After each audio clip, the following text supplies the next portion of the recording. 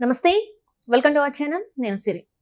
మరొక 5 సంవత్సరాలలో అయితే అమరావతి పరుగులు తీస్తుంది. అంటే ఏపీ డెవలప్మెంట్ వైజ్గా అయితే ఇప్పటివరకు ఎలా ఉందో దానికి భిన్నంగా ఉండబోతుంది. అభివృద్ధి పరంగా కూడా చాలా చేంజెస్ రాబోతున్నాయి అని చెప్పేసి అయితే వార్తలు వస్తున్నాయి. ఎందుకంటే ఇప్పుడు మనం చూస్తుంటే బడ్జెట్ సమావేశంలో కూడా ఏపీకి అంటే ఎంత అంటే అమరావతి డెవలప్మెంట్కి ఎంత ఇచ్చారు ఏంటనేది మనం చూసాము. సో దీంతోనైతే ఇంకా ఏపీ పరుగులు తీస్తుందని అయితే వార్తలు వస్తున్నాయి. సో దీని మీద మరింత మనకి వివరించడానికి మనతో పాటు ఉన్నారు ప్రముఖ రాజకీయ విశ్లేషకులు కేవీ ప్రసాద్ గారు. నమస్కారం సార్. నమస్కారం.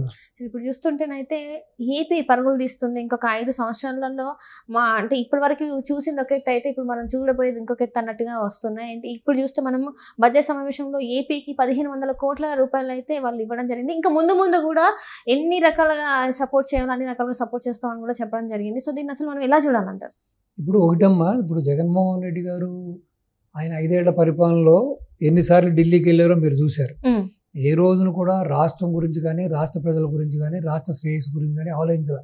ఎంతసేపు తన కేసులను ఎలా మాఫీ చేసుకోవాలి, తనకి బెయిల్ రద్దు అవ్వకుండా ఎలా చూసుకోవాలి, వ్యవస్థలను ఎలాగ మెయింటైన్ చేయాలి తప్పించి ఏ రోజును కూడా రాష్ట్రం గురించి కానీ రాష్ట్ర ప్రయోజనాల గురించి కూడా ఇది కావాలని అడిగిన పాపాన్ని పోలేదు. ఎక్కడ గట్టిగా అడిగితే లోపలేస్తారనే భయంతో వంగొంగి నమస్కారాలు పెట్టి 5 ఏళ్ళు కూడా ఒక అరాచకమైన పాలన, ఒక దోపిడీ పాలన, అస్తవ్యస్తమైన పాలన, మొత్తం వ్యవస్థలన్నింటినీ కూడా సర్వనాశనం చేసేలా చేశాడు. సో బాబు గారు వచ్చిన అతి తక్కువ సమయంలో, నాట్ ఈవెన్ 1.5 month, సో ఏ విధంగా ఆయన 2 సార్లు ఢిల్లీ వెళ్ళి ఎటువంటి అద్భుతమైన విజయాలను సాధించారో, ఈ రోజున బడ్జెట్ ప్రవేశపెట్టిన నిర్మలా సీతారామన్ గారు బడ్జెట్ సందర్భంగా ఆంధ్ర కేటాయించిన ఫండ్స్ కానీ ఆంధ్ర కేటాయించిన ఆ కేటాయింపులు చూసినప్పుడే మనకు అర్థమవుతుంది బాబు గారి చతురత, బాబు గారి యొక్క చాణక్య నీతి. సో అది ఒక నాయకుడికి ఉండవలసిన లక్షణాలు. ఆయన రాగానే మొదటే చెప్పారు, నేను కేంద్ర మంత్రుల గురించి పెద్దగా ఆలోచించట్లా, కేంద్ర మంత్రులు ఇస్తా అన్నా కూడా నాకు పెద్దగా 5-6 ఇస్తా అన్నా కూడా నాకు అవసరం లేదు, వాళ్ళు ఏది ఇస్తారో అదే తీసుకుంటా, నాకు రాష్ట్ర భవిష్యత్తే ముఖ్యం, రాష్ట్ర ప్రజల యొక్క అభ్యున్నతే ముఖ్యం, రాష్ట్రాన్ని ఏ విధంగా గాడిలో పెట్టాలనేది నా ప్రధాన అజెండా అని బాబు గారు చెప్పారు. ఆ రీతినే ఈరోజు ఆయన పరిపాలన సాగుతుంది. ఈ రోజున బడ్జెట్లో కూడా ఆంధ్ర కేటాయించిన కేటాయింపులు కానీ అవన్నీ చూస్తే కూడా అది ప్రస్ఫుటంగా బాబు గారు 2 సార్లు ఢిల్లీ వెళ్ళిన దాని యొక్క వర్త్ మనకి క్లీన్గా కనపడుతుంది. ఆయన చేసిన కృషి, ఆయన పడ్డ కష్టం, ఆయన పెట్టిన మీటింగ్లు అవన్నీ కూడా క్లీన్గా ఈ రోజున బడ్జెట్లో మనకి క్లీన్గా అది రిఫ్లెక్ట్ అయింది మనకి.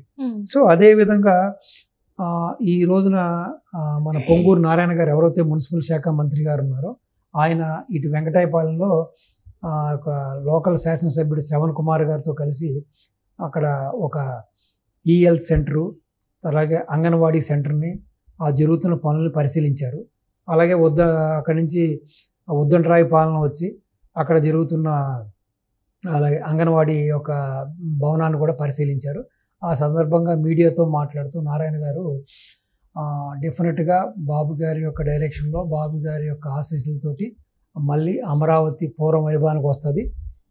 ఏదైతే మేము కళ్ళగన్నామో, ఏదైతే ఆ రోజు 2014 నుంచి 19 వరకు మేము కష్టపడ్డామో ఆ కష్టాన్ని బూడిదలో పోసిన పన్నీర్ అయిపోయింది. జగన్మోహన్ రెడ్డి వ్యవస్థలన్నింటినీ సర్వనాశనం చేశాడు, ఖజానా ఖాళీ చేసేసాడు. అలాగే వివిధ శాఖలకి ఎక్కడ కూడా వివిధ శాఖల్లో ఆ పనులు ఆటంకం లేకుండా, ఎక్కడ కూడా ఆర్థికంగా వాటికి ఎటువంటి ఒక లోటుపాట్లు లేకుండా ఆయన ఏదైతే ఆ కేటాయింపులు ఇచ్చారో ఆ కేటాయింపులు అన్ని పైసలను కూడా తన అవసరాలకు వాడేసుకున్నాడు, సర్వనాశనం చేసేసాడు రాష్ట్రాన్ని.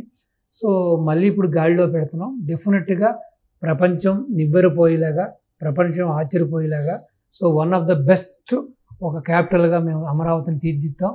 ఆ దిశగానే మేము చర్యలు చేస్తున్నాం. ఆ దిశగానే మాకు కేంద్రం కూడా సహాయ సహకారాలు అందిస్తుంది. సో డెఫినెట్గా వచ్చే 5 ఏళ్లలో ఈ యొక్క అమరావతి ఏదవుతుందో ఇది ఒక పెద్ద 5 లక్షల కోట్ల రూపాయల ఒక పెద్ద ఒక సంస్థగా మారబోతుంది. దానివల్ల ఇటు భూములు ఇచ్చిన రైతులకి, అలాగే ఇక్కడికి వచ్చిన ఇన్వెస్టర్లకి అందరికీ కూడా ఇది ఎంతో లాభదాయకంగా ఉంటుంది అని చెప్పి చెప్పడం జరిగింది. అంటే ఇప్పటివరకు చూసుకుంటే సార్ మన గత 5 సంవత్సరాల్లో చూసుకుంటే ఎలాంటి అభివృద్ధి జరగలేదు. అంటే అసలు బడ్జెట్ అంటే నిధుల పరంగా కూడా చూసుకున్నా ఎక్కడ మనకి ఏపీకి నిధులు వచ్చినట్టు మనకి దాఖలాలు లేవు. వచ్చినా కూడా అవి ఎటు వెళ్ళాయో కూడా తెలియని పరిస్థితి. మరి ఇప్పుడు మనకి బడ్జెట్ సమావేశంలో ఇంత బడ్జెట్ని మనకి రిలీజ్ చేశారు కాబట్టి, అంటే ఇంత అని చెప్పారు కాబట్టి, మరి ఎలాంటి పురోగతి అంటే ఇప్పుడు రాజధాని అవ్వచ్చు, రాజధాని పనులు ఎలా అయిపోయాయి, పోలవరం పనులు ఎలా మధ్యలో అయిపోయాయి, ఇవన్నీ కూడా ఎంత టైం పట్టుద్ది మనకి ఇవన్నీ పూర్తవ్వాలంటే? ఎలాంటి సో డెఫినెట్గా అమ్మా, పోలవరం కూడా యుద్ధ ప్రాతిపదనే చేస్తారు, అమరావతి కూడా యుద్ధ ప్రాతిపదనే చేస్తారు, ఏదైతే పెండింగ్ ప్రాజెక్టులన్నీ యుద్ధ ప్రాతిపదనే చేస్తారు. అలాగే ఇది కాకుండా రాజధాని చుట్టూ కూడా రింగ్ రోడ్ ఏదో ఆలోచిస్తున్నారు. అదేవిధంగా ఇక రైల్వే కారిడార్ ఇటు వైజాగ్ కానీ ఇటు గుంటూరు కానీ విజయవాడలో కొన్ని రైల్వే కారిడార్ ప్లాన్ చేస్తున్నారు.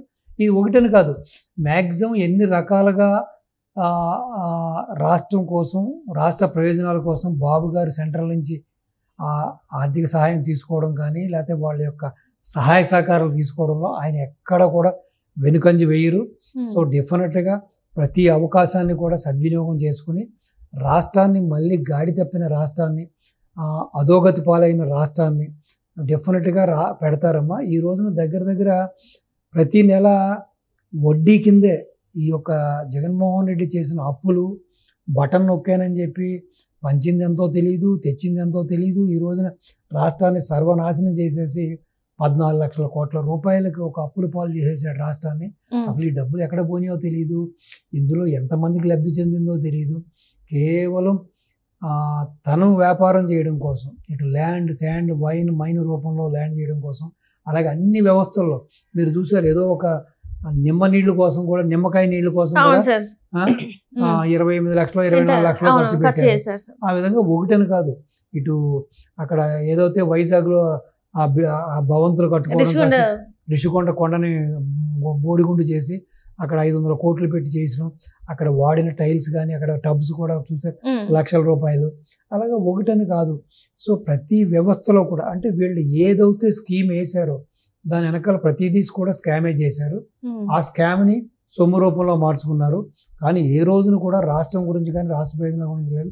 నిజంగా మీరు ఒక్కటి ఆలోచించండి, మీ మూలంగా ఆంధ్ర ప్రజానీకానికి నేను ఒకటే చెబుతున్నాను, ఏదైతే ఆ 2019 నుంచి 2029 వరకు అవకాశం ఇచ్చారో జగన్మోహన్ రెడ్డికి, దాన్ని ఏ విధంగా అయితే జగన్మోహన్ రెడ్డి తన స్వప్రయోజనాల కోసం, తన దోపిడీ కోసం రాష్ట్రాన్ని ఏ విధంగా నిలువు దోపిడీ చేసేసాడో ప్రజలందరికీ ఇప్పటికైనా అర్థమైంది, అర్థం అవ్వాలి కూడా.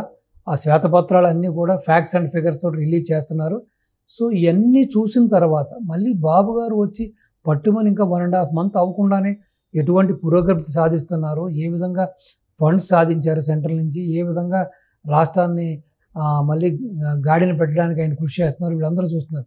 సో గత పాలనకి, ఇప్పుడు బాబు గారు చేస్తున్న పాలనకి, అలాగే 2014 నుంచి 2019 వరకు బాబు గారు చేసిన పాలనకి పరిగణలోకి తీసుకుని, అలాగే ఉమ్మడి రాష్ట్రంగా ఉన్నప్పుడు ఉమ్మడి రాష్ట్రాన్ని కానీ, హైదరాబాద్ని కానీ ఏ విధంగా ఆయన డెవలప్ చేశారు, దాని యొక్క ఫలితాలు ఈ రోజున తెలంగాణలో ఎలా కనపడ్డాయి, దాని యొక్క ఫలాలు, భూముల రేట్లు ఎలా పెరిగినాయి, ఏ విధంగా ప్రజల యొక్క జీవన పరిణామాలు ఏ విధంగా పెరిగినాయి, అన్నీ కూడా బ్యారేజ్ చేసుకుని, ఇంకా ఫ్యూచర్లో ఇటువంటి వ్యక్తి రాజకీయాలు అనర్హుడని ముద్ర వేసి జగన్మోహన్ రెడ్డిని పక్కన పెట్టి టోటల్గా తనకి రాజకీయ సమాధి చేస్తే ఆంధ్రాకి భవిష్యత్తు కూడా ఉంటుందమ్మా.